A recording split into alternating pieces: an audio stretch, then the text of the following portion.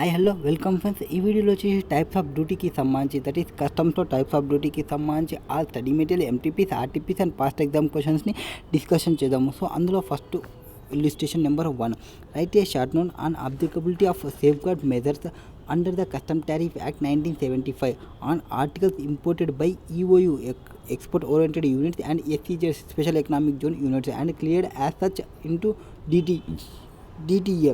So import ఇక్కడ నుంచి తీసుకొని ఇంటూ డొమెస్టిక్ టారిఫ్ ఏరియాకి మనం ట్రాన్స్ఫర్ చేసే DTA టు ఎక్స్పోర్ట్ ఓరియంటెడ్ యూనిట్కి మనం పంపించినప్పుడు, that is section 8B of custom tariff act 1975 provided for levy of safeguard measures on articles imported by an 100% EOU units in SEZ that are cleared as such into DTA. ఇట్లాంటి కేసెస్లో safeguard measures అనేది provide చేసినారు. In such case safeguard measures shall be applied on that portion of the articles so cleared was levied when it was imported into India. So ఆ goods అనేది ఎప్పుడైతే మనం ఇండియాలోకి import చేస్తామో, ఇండియాలోకి import చేసినప్పుడు వాటికి సంబంధించిన duty అనేది levy చేయాలి. So safeguard measures shall be applied on that portion of the article so cleared was as levied when the goods are imported into India. Next, illustration number 2. What is there in illustration number 2? What will be the date of commencement of the definite anti-dumping duty in the following cases? So anti dumping duty ఎట్లా అప్లికబిలిటీలోకి ఉంటుంది under section 9A ప్రకారం పైన మనం 88B ప్రకారం discuss చేసినాము. That is levy of safeguard మెజర్స్కి సంబంధించి.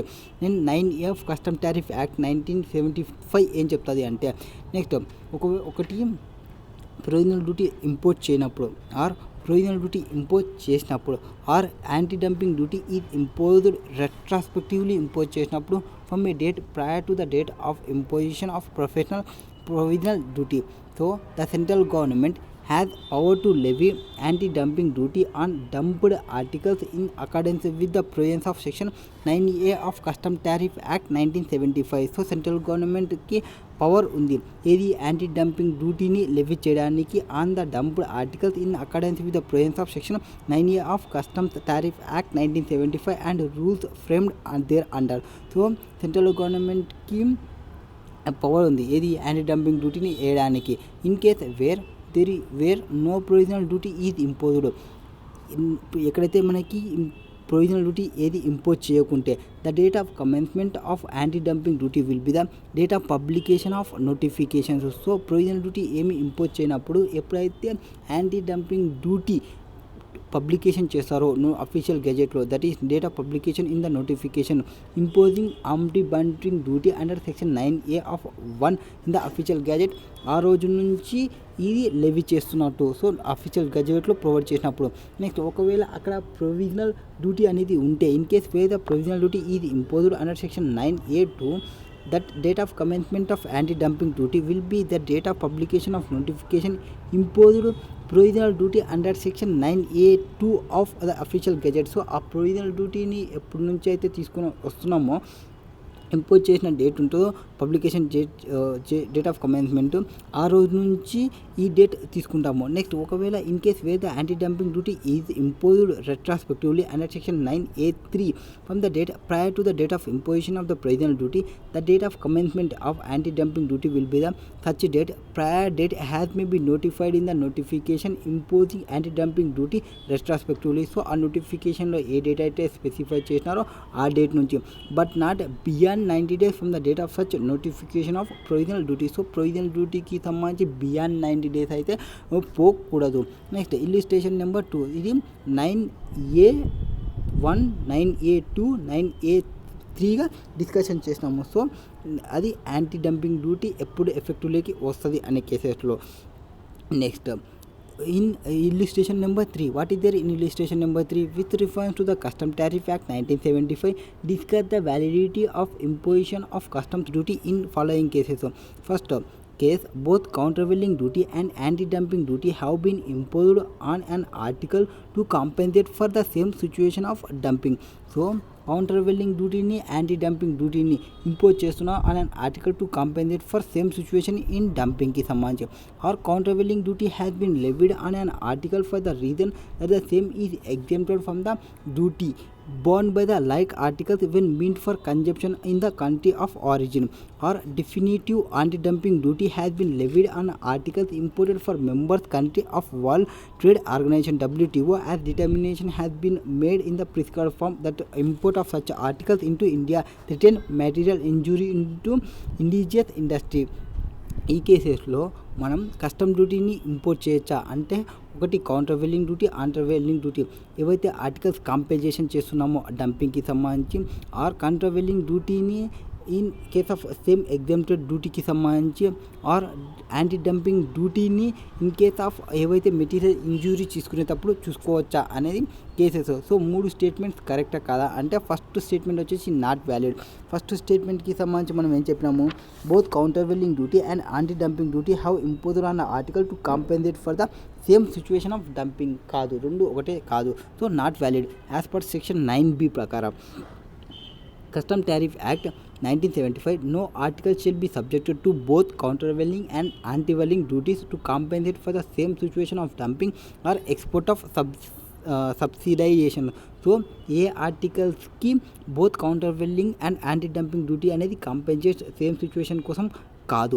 Next second ఏం చెప్పినాము, countervailing duty has been levied on articles for reason the same has exempted from the duty borne by the like articles. So అక్కడ same articles country ఆరిజిన్లో exempt చేసినందుకు ఇక్కడ మనం countervailing డ్యూటీని తీసుకుంటాం అని చెప్తున్నారు.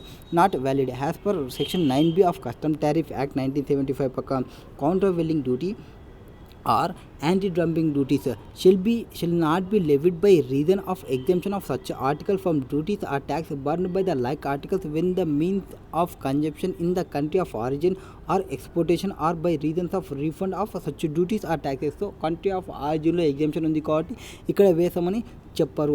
ఇది countervailing and anti dumping duties అనేది. నెక్స్ట్ థర్డ్ స్టేట్మెంట్ అనేది వ్యాలిడ్. థర్డ్ స్టేట్మెంట్ మనం ఏం చెప్పినాము, ఆ స్టేట్మెంట్లో వచ్చేసి ఏవైతే యాంటీ డంపింగ్ డ్యూటీ ఉంటుందో వాటికి సంబంధించి ఎప్పుడు వేసామని చెప్పినాము, WTO వాళ్ళు యాజ్ ప్రకారం ఏవైతే ఆర్టికల్స్ థ్రెటెన్ ఉన్నావో, మెటీరియల్ ఇంజూరీ చేసావో అట్లాంటి కేసెస్లో మనం ఈ యాంటీ డంపింగ్ డ్యూటీ అనేది తీసుకుంటామని చెప్పినారు. So valid. So as per section 9B of custom tariff act 1975 ప్రకారం no definitive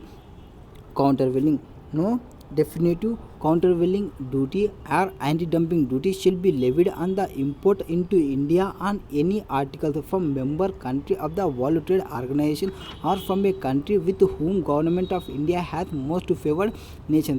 so countervailing duty కానీ యాంటీ డ్యూటీ అనేది లివి చేసేది కేసెస్లో ఏవైతే వరల్డ్ ట్రేడ్ ఆర్గనైజేషన్లో ఆర్ గవర్నమెంట్లో ఎవరైతే ఉంటారో వాళ్ళకి కానీ వాళ్ళు ఏమీ వేయరు unless determination has been made in the prescribed manner that import of such articles into India causes. ఒకవేళ మనం అగ్రిమెంట్లో ఉన్న వాళ్ళకి వేయము, అండ్ అగ్రిమెంట్లో లేకుండా కానీ ఆ అగ్రిమెంట్లో ఉండి మనకేమన్నా థ్రెటన్ చేస్తుంటే, ఆ మెటీరియల్ ఇంజురీ ఐటమ్స్ ఏమన్నా తీసుకొస్తుంటే అట్లాంటి కేసెస్లో మనం ఈ countervailing duty or anti dumping duty అనేది లెవీ చేస్తాము. That is illustration number 3. Next illustration number 4. What is there in illustration number 4? With regard to the power of custom officer to draw samples under section 144 of customs act 1962 indicated that వాని యొక్క powers ఏమి, customs officer యొక్క powers ఏమి అంటే, purpose of which sample can be drawn, when can the sample be drawn, or the provisions for disposal of samples after purpose is over. First, the sample can be drawn for examination or testing or for ascertaining the value thereof or for any other purpose of customs act. So sample ఎందుకు drawn చేస్తాము, examination చేయనిక కానీ, testing చేయనిక కానీ, ascertaining చేయనిక కానీ వాల్యూని or any other purpose of customs act ప్రకారం. Next sample can be taken on the entry or clearance of any goods are at any time while such goods are being passed through customs area. శాంపుల్ని ఎప్పుడు మనం తీసుకునేది, entry or clearance of any goods are at any time while such goods are being pass through custom area. Custom through ఏరియాతో pass on అవుతున్నప్పుడు మనం వీటిని శాంపుల్స్ని తీసుకుంటారు. శాంపుల్స్ని డ్రాన్ చేసేది ఏదానికోసం, ఎగ్జామినేషన్కి ఆర్ టెస్టింగ్కి or for ascertaining the value thereof or for any other purpose of customs act కోసం. ఆ sample can be drawn on the entry or clearance of any goods or at any time while such goods are being passed through customs area తో pass on అయినప్పుడు. Next థర్డ్ది, the provisions for disposal of the sample after purpose is over. ఆ sample అనేది dispose చేస్తామంట after మనకు కావాల్సిన purpose purpose అనేది అయిపోయిన తర్వాత after the purpose for which the sample was taken is over the sample shall be if practicable be restored to the owner. So ఓనర్కి ఇచ్చేస్తాము.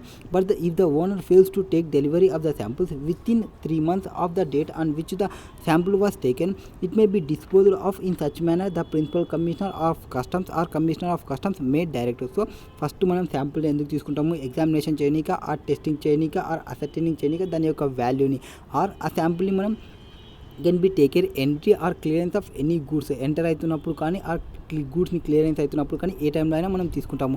ఆ శాంపుల్ గూడ్స్ని తీసుకున్న గూడ్స్ని మనం వాల్యూని మన వర్క్ అయిపోయిన తర్వాత ఓనర్కి ఇస్తాము. ఓనర్ విత్ ఇన్ 3 months లోపల తీసుకుంటే ఓకే, తీసుకోకుంటే వాటిని డిస్పోజ్ చేస్తాము.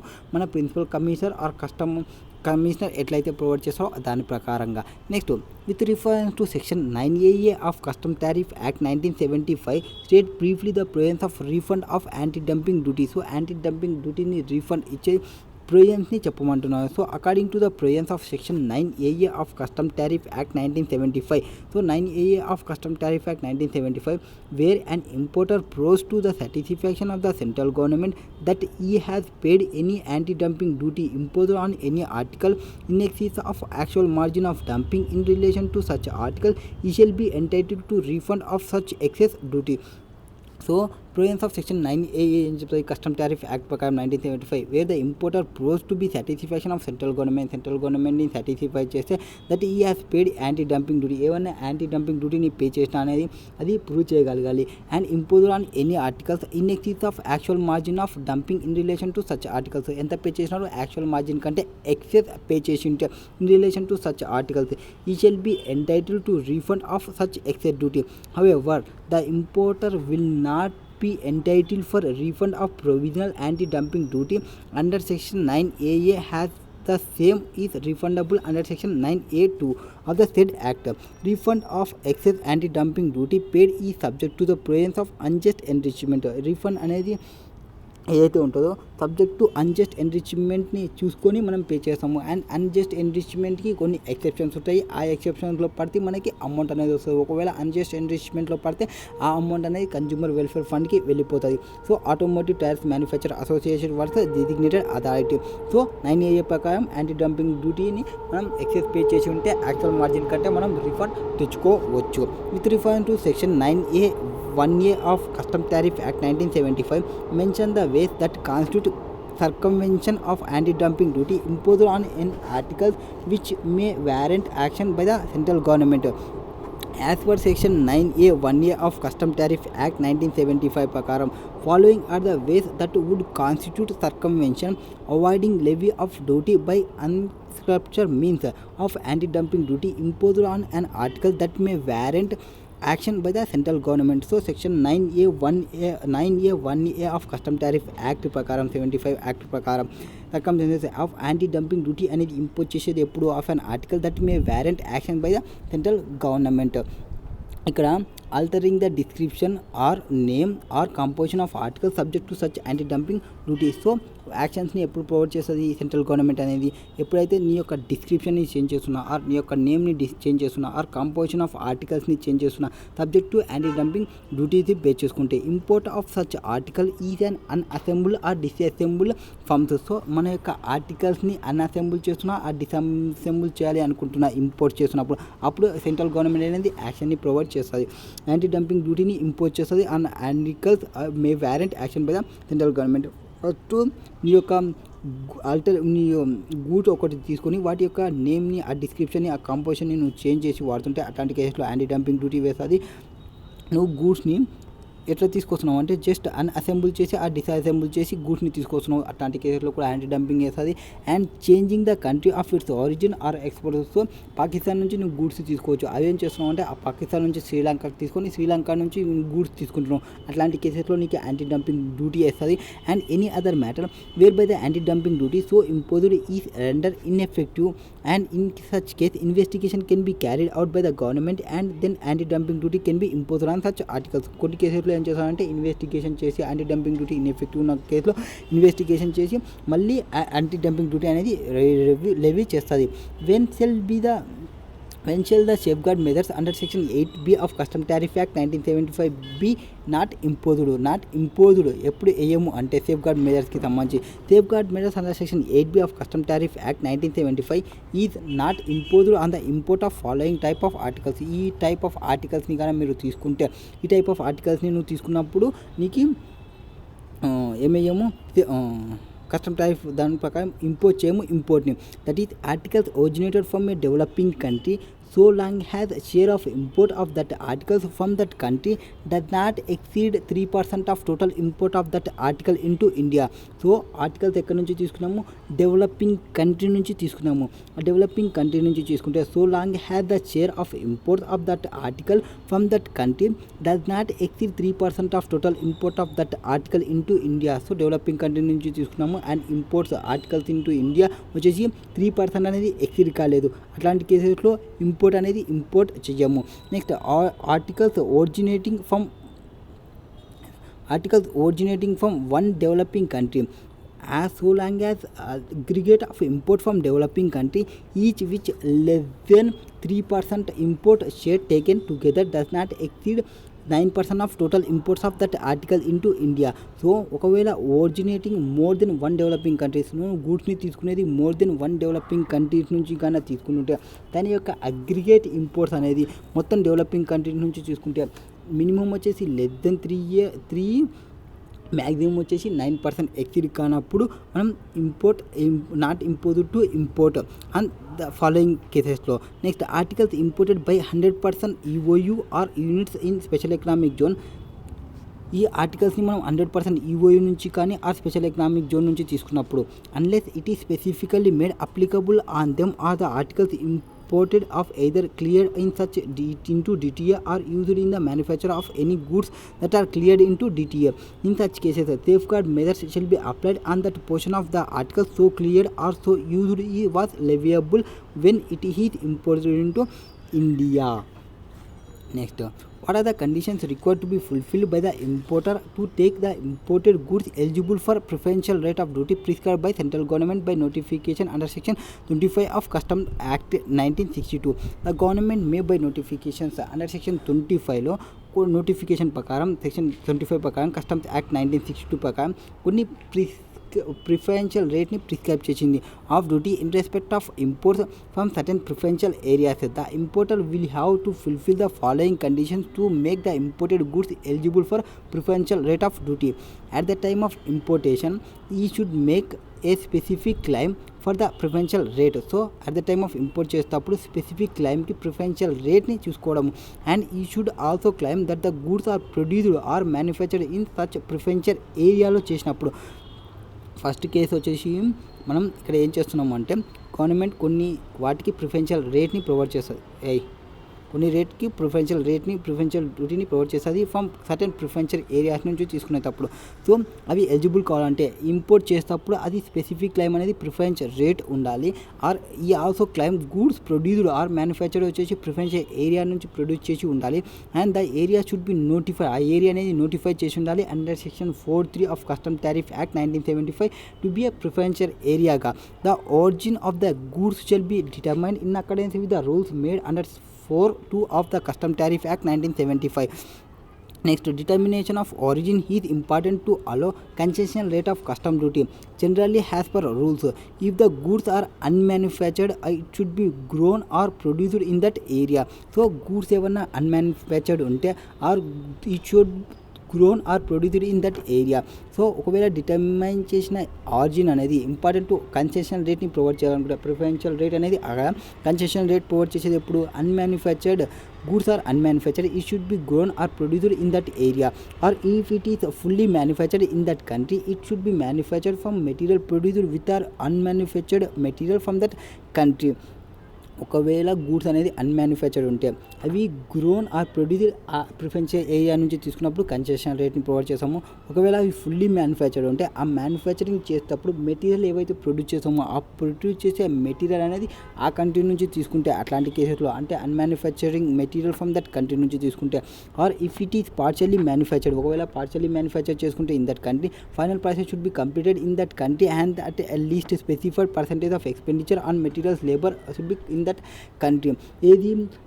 ఏదైతే ఏరియా ఉంటుందో, డిటర్మైన్ చేసిన ఏరియా ఉంటుందో, origin of goods shall be determine in accordance with rules made under section custom tariff act ప్రకారం. సో నోటిఫైడ్ చేసిన ఏరియాలో ఉంటే, ప్రిఫరెన్షియల్ ఏరియాలో ఉంటే, సో మనకి ప్రిఫరెన్షియల్ ఏరియాలో ప్రొడ్యూస్ చేయాలి. ఆ ప్రిఫరెన్షియల్ ఏరియాలో మ్యానుఫ్యాక్చర్ వేరే చోట ఉన్నప్పటికీ ప్రిఫరెన్షియల్ ఏరియా నుంచి గూడ్స్ ఐటమ్స్ అన్నీ రావాలి. ఆర్ మోస్ట్ ఎక్స్పెండిచర్ అనేది ఆ ఏరియాలో జరగాలి. Next, right a short note on emergency power to impose or enhance import duties under section 8A of custom tariff act 1975. So section 8A of custom tariff act 1975 provides that where central government is satisfied that the basic custom duty leviable on any article should be increased.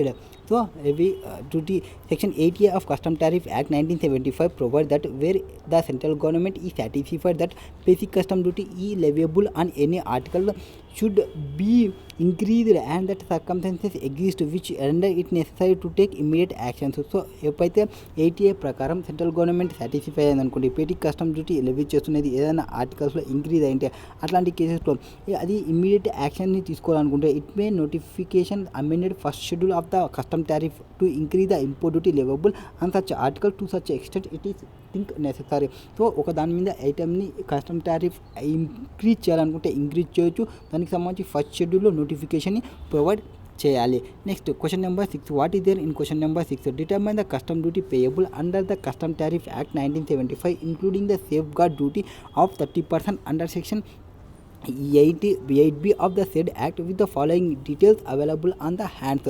So custom duty payable ఏదైతే ఉందో under the custom tariff యాక్ట్లో including safeguard duty at the rate of 30% under 8B of the said act with following details available on the hands. So assessable value ఎంత ఉంది దీనికి సంబంధించి, సోడియంకి సంబంధించి safe gourd duty ఎంత ఉంది 30% ఉంది. Okay, 30 lakhs will be the developing country నుంచి తీసుకుంటాము.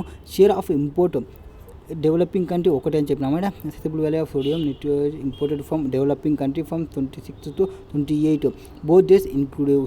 సో ఒకటే కంట్రీ అని చెప్పినాము. Share of import of sodium nutrition from the developing country. So developing country నుంచి ఎంత పర్సెంటేజ్ ఉంది? 4% ఉంది కంట్రీ అగైనెస్ట్ టోటల్ ఇంపోర్ట్స్లో. Next basic custom duty 10%, integrated 12%, social welfare surcharge వచ్చేసి 10%, ignore GST compensation. So computation of custom duty and integrated tax payable thereon. So first assessable value ఎంత ఉంది? 30 lakhs ఉంది. And basic custom duty rate ఎంత ఉంది? 10% ఉంది. That is 30 lakhs into 10% ఉంటే 3 lakhs అవుతుంది. And safeguard duty ఏదైతే safe gourd duty ఉంది అట్ ది రేట్ ఆఫ్ 30%, ఈ సేఫ్ గార్డ్ డ్యూటీ ఏదానిపైన వేస్తాము? అసెసబుల్ వాల్యూ పైన వేస్తాము. That is 30% and 3 lakhs. Safeguard duty is imposable in the given case since share of import of sodium network from the developing country is more than 3% ఉంది కాబట్టి total import of sodium into India provision to section. ఒకవేళ ఇది less than more than 3%, దీని నుంచి కాకుండా less than 3% అదే ఉంటే అట్లాంటి కేసెస్లో ఎక్స్క్లూడ్ చేస్తుంటే so 9 lakhs. So 9 lakhs 30 lakhs into 30% safeguard duty వేస్తే 9 lakhs వేస్తాము. సో సోషల్ వెల్ఫేర్ ఛార్జ్ ఏదాని పైన వేస్తాము? ట్యాక్సబిలిటీ బేసిక్ కస్టమ్ డ్యూటీ పైన వేస్తాము. సోషల్ వెల్ఫేర్ ఛార్జ్ అనేది 3 lakhs 30,000 అవుతుంది. So 30 lakhs plus 3 lakhs. So 30 lakhs plus 3 lakhs 33 lakhs plus 9 lakhs వేసుకుంటే 42 lakhs plus 30,000 42 lakhs 30,000. So integrated tax దీనిపైన 12% చేసుకుంటాము. Total custom duty integrated tax అనేది ఆల్ ట్యాక్సెస్ వేసిన తర్వాత ఇంటిగ్రేటెడ్ ట్యాక్స్ అనేది వేసాం. సో టోటల్ కస్టమ్ డ్యూటీ మనం ఎంత పే చేయాలి? 17,37,600 పే చేయాలి. It has been classified that GGFT vide guidance note that value of calculating integrated tax shall also be include safeguard duty amount. So safeguard duty amount కూడా include చేసుకోవాలి. Difference between protective duty and safeguard duty. Protective డ్యూటీకి safeguard డ్యూటీకి difference చెప్పాలంట. Protective duty means are intended to give protection to indigenous industries if resort to protect duty is not made. There could be a glut of cheap imported articles in the market making the indigenous goods unattractive. So protective goods duty ఎప్పుడైతే మనము protective duty వచ్చేసి ఎప్పుడైతే మనం indigenous ఇండస్ట్రీలో ఒక protection provide చేయాలనుకుంటే if resorts to protect duties is not made their could be guilt of cheap imported articles in the market making the indigenous goods attractive. ఉంటే indigenous goods అనేది అన్అట్రాక్టివ్లో ఉంటే protective duty అనేది provide చేస్తాం. Factors to be consider while giving protection through protective duties. Factors ఏవేవి consider చేసుకుంటాము? So first మనం protection indigenous ఇండస్ట్రీలో protection పోవడానికి ప్రొటెక్టివ్ డ్యూటీ అనేది తీసుకుంటాము. Protective duty is not made there could be glut of cheap imported articles in the market, making the indigenous goods unattractive factor to be considered while giving protection through protective duties. The protection through protective duties is given considering the following factors. The protective duties should not be very stiff so as to discourage imports. So protective duty అనేది should not be very stiff so as to discourage the importsని discourage చేయడానికి చేయకూడదు, ఇంపోర్ట్స్ని చేయకూడదు. So protective duty అనేది very stiff, should not be very stiff to discourage imports. Next, it should be sufficiently attractive to encourage imports to bridge the gap between the demand and supply of those articles in the market. So వాటికి ఎంత అయితే ఉంటుందో sufficiently attractive provide చేస్తుంది, encourage ఇంపోర్ట్ను bridge between demand and సప్లైని గ్యాప్ని బ్రిడ్జ్ని move చేస్తుంది. Levied by the central government. ఈ ప్రొటెక్టివ్ డ్యూటీ ఎవరు లెవీ చేస్తారు? సెంట్రల్ గవర్నమెంట్ లెవీ చేస్తుంది. The protective duties are levied by the central government upon the recommendations made to it by tariff commission and upon it being satisfied that circumstances exist which render it necessary to take immediate actions to provide protection to any industry established in India. So central government ఏం చేస్తుంది? ఎప్పుడైతే మనకి tariff commission వాళ్ళు recommendation చేస్తారో are ఇదే అంతకే ఓన్గానే satisfy అవుతుందో immediate action తీసుకోవాలి అనుకుంటే ఇండస్ట్రీలో ప్రొటెక్షన్ ప్రొవైడ్ చేయడానికి అట్లాంటి కేసులో ప్రొటెక్షన్ డ్యూటీ అనేది లివీ చేస్తుంది యాజ్ పర్ సెక్షన్ 6 ప్రకారం. Next, duration of protective duty. ఈ ప్రొటెక్షన్ డ్యూటీ డ్యూరేషన్ ఎంతవరకు ఉంటుందంటే the protective duty shall be effective only up to and inclusive of date if any specified in the first schedule. So first షెడ్యూల్లో ఏవైతే డేట్ని మనం specify చేస్తామో అంతవరకు ఇది effective లేక వస్తుంది. Power of central government to alter such duties. The central government may reduce the duty ni reduce cheyochu or increase the duty by notification in the official gazette. So official gazette lo reduce cheyochu or increase cheyochu. However, such duty shall be altered only if it is satisfied after such inquiry has it think necessary that such duty has become ineffective or excessive for the purpose of securing the protest intended to the afforded by it to a similar article manufactured in India. So power of central government alter చేయాలనుకుంటే increase చేయొచ్చు, decrease చేయాలనుకుంటే decrease చేసుకోవచ్చు. But such duty అనేది alter చేయాలనుకుంటే only if it is satisfied after inquiry of thinking necessary that be ineffective, అది ineffective అన్న or excessive ఉన్న అని తెలిసినప్పుడు వాటికి సంబంధించి ప్రాపర్గా థింక్ చేసి నెసరైజ్ చేసుకుని ఇంటెండెడ్ యాక్షన్స్ని తీసుకున్న తర్వాత ఆ similar articles manufactured in India వాటిని అన్నిటి ప్రొటెక్ట్ చేసుకుంటే ప్రొటెక్టివ్ డ్యూటీని ఇంక్రీజ్ చేయడమా డిక్రీజ్ చేయడమా చూస్తుంది. In case of increase of duty, ఒకవేళ డ్యూటీ అనేది ఇంక్రీజ్ అయితే approval of parliament is required. If there is any increase in the duty has specified above then the central government is required to place such notification in the parliament for its approval. So ఒకవేళ duty అనేది increase చేస్తుంటే specified above the government అనేది central government అనేది place such notification the parliament. Increase చేయాలనుకుంటే government అనేది పార్లమెంట్లో నోటిఫికేషన్ని provide చేయాలి. Even every notification in so far as it requires relate to increasing such duty shall be laid on before each of parliament. So ఎప్పుడైతే increase చేయాలనుకున్న ప్రతిసారి house of parliament ముందర పెట్టాలి. It is sitting as soon has may be after issue of such notification and it is not sitting within 7 days of its reassembly the central government approval of parliament. So parliament దగ్గర పెట్టిన తర్వాత within 7 days లోపల approval అనేది వచ్చేస్తుంది. Notified by reservation moved within the period of 15 days. ఆ 7 days లోపల ఏదైతే వస్తుందో ఆ 7 days లోపల వచ్చిందని 15 days లోపల నోటిఫికేషన్లో ప్రొవైడ్ చేస్తుంది. With the day and which the notification he so laid before the house of the people. If the parliament recommended any change in the notification then the notification shall have effect subject to such changes. However anything done pursuant to the notification before recommendation by the parliament shall be valid. So anything ఏమైనా చేసినా pursuant to the notification before the recommendation of the parliament shall be valid.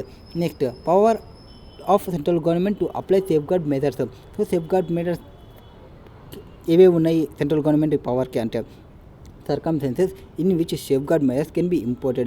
Central government, after conducting inquiry, can impose the safeguard measures if it is satisfied that any articles is imported into India is increased in quantity. So safeguard duties ఎవరెవరు central government ఎప్పుడెప్పుడు చూసుకుంటుంటుంది, పవర్కి ఎప్పుడైనా ఏమైనా articles import అవుతున్నాయి ఇండియాలోకి import అయ్యే quantity అనేది ఇంక్రీజింగ్ అవుతుంది. And such increased importation is causing or threatening to cause serious injury to domestic industry. So ఆ ఇంక్రీజ్ అవుతున్న క్వాంటిటీ వల్ల దానివల్ల మన యొక్క డొమెస్టిక్ ఇండస్ట్రీ అనేది సీరియస్ ఇంజురీ అవుతుంది అని తెలిసినప్పుడు అట్లాంటి కేసెస్లో ఈ సేఫ్గార్డ్ డ్యూటీ అనేది తీసుకొని వస్తుంది. Next, duration of safeguard measure. So this measure imposed under this section shall be in force for a period of 4 years from the date of imposition. So safeguard డ్యూటీని 4 years ఇంప్లిమెంటేషన్లో పెట్టుకుంటాయి. మనం మన యొక్క ఇండస్ట్రీని ప్రొటెక్ట్ చేసుకోవడానికి పెట్టేదే ప్రొటెక్టివ్ డ్యూటీ. అండ్ ఏవైతే క్వాంటిటీస్ ఇంక్రీజ్ అవుతున్న దానికి డొమెస్టిక్ ఇండస్ట్రీ సీరియస్ ఇంజూరీ అవుతుంటే సేఫ్గార్డ్ డ్యూటీని తీసుకుంటాము. ఇది 4 years వరకు ఇంపోజిషన్ చేసుకోవచ్చు.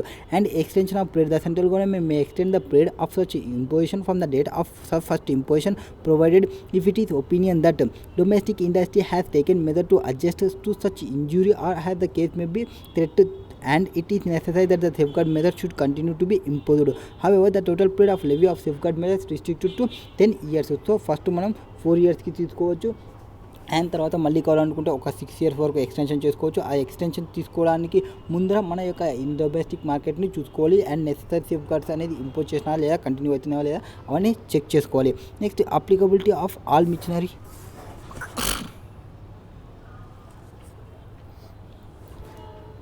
Applicability of all machinery provisions of the Customs Act 1962.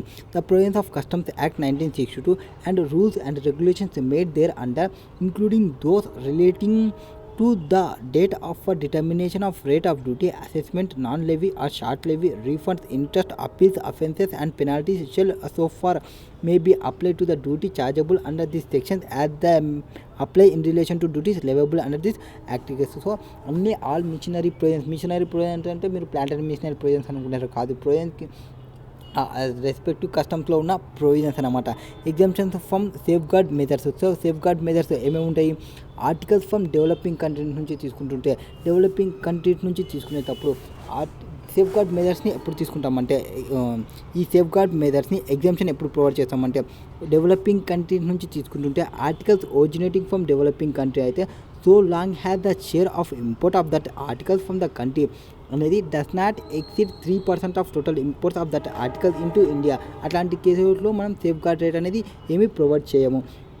ఎప్పుడు డెవలపింగ్ కంట్రీ నుంచి తీసుకుంటాము దాని యొక్క ఇంపోర్ట్ అనేది లెస్ దెన్ 3% ఉంటే, and articles originating more than 1 domestic country ఉంటే, articles originating from more than 1 developing countries నుంచి ఉంటే దాని యొక్క అగ్రిగేట్ వచ్చేసి లెస్ దెన్ 3%. అండ్ టోటల్గా తీసుకుంటే does not exceed 9% of total import of article into India. అట్లాంటి కేసెస్లో కూడా మనం సేఫ్గార్డ్ డ్యూటీని ఎగ్జామ్షన్ చేస్తాము. And imports by EOU 100% EOU or units in special economic zones. Import by చేసినప్పుడు ఎవరు ఎక్స్పోర్ట్ ఓరియంటెడ్ యూనిట్స్ కానీ స్పెషల్ ఎకనామిక్ జోన్ వాళ్ళు కానీ సేఫ్గార్డ్ మెజర్స్ అనేది shall not apply to articles imported by 100% EOU or అంటే మనకి safeguard measure ఏవైతే మనం వేస్తున్నామో పర్సంటేజ్ అనేది అప్లికబుల్ కాదు ఈ కేసెస్లో. నాట్ ఎక్సీడ్ 3% ఉన్నప్పుడు ఆర్ నాట్ ఎక్సీడ్ 9% ఉన్నప్పుడు or 100% EOU or special economic zone నుంచి స్పెషల్ ఎకనామిక్ జోన్ వాళ్ళు చేస్తున్నప్పుడు. Next, specifically made applicable or the articles the imported either clearly such has into DTA or used in the manufacture of any goods that are cleared into DTA. So ఎవరైనా గూడ్స్ని డిటిఏలోకి use చేస్తున్నా ఆ manufacture goods అనేది క్లియర్గా డిటిఏలోకి ఉన్న in such cases safeguard measure షిల్ B applied on that portion of the article so cleared was so used was levied when it was imported to India.